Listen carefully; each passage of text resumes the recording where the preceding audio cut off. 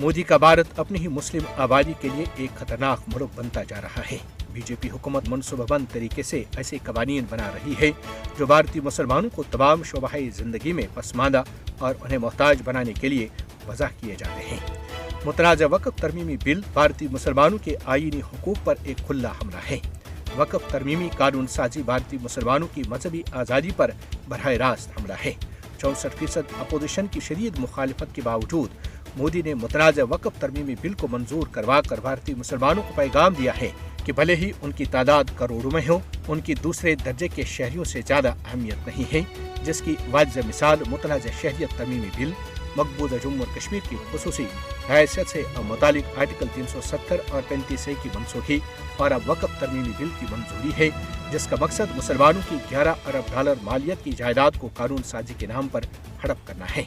भारत में हिंदुत्व इंतहा पसंद मोदी हुकूमत की भरपूर हौसला अफजाई से मुसलमानों को बिला इम्तियाज अपने हमलों का निशाना बनाते रहते हैं। 2014 में मोदी के बरसर इक़्तिदार आने के बाद से मुसलमानों के खिलाफ जुल्म व सितम में तेजी से खौफनाक इजाफा हुआ है।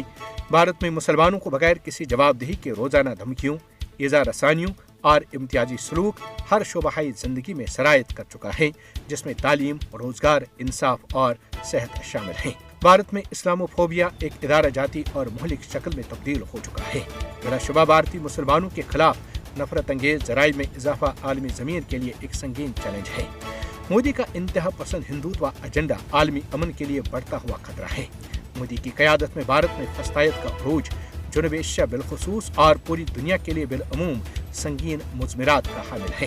बैनुल अक़वामी बरादरी को अब खामोश नहीं रहना चाहिए, बल्कि उसे भारतीय मुसलमानों के खिलाफ नफरत की लहर को रोकने में अपना भरपूर किरदार अदा करना चाहिए। भारतीय मुसलमानों के लिए मारो या मर जाओ की सूरत हाल उनके दरवाजों पर दस्तक दे चुकी है। अगर उन्होंने मुतनाज़ा वक्फ तरमीमी बिल को ठंडे पेटों बर्दाश्त किया तो उन्हें जय श्री राम और भारत में रहना है तो राम राम कहना है, कानून साजी के लिए तैयार रहना चाहिए।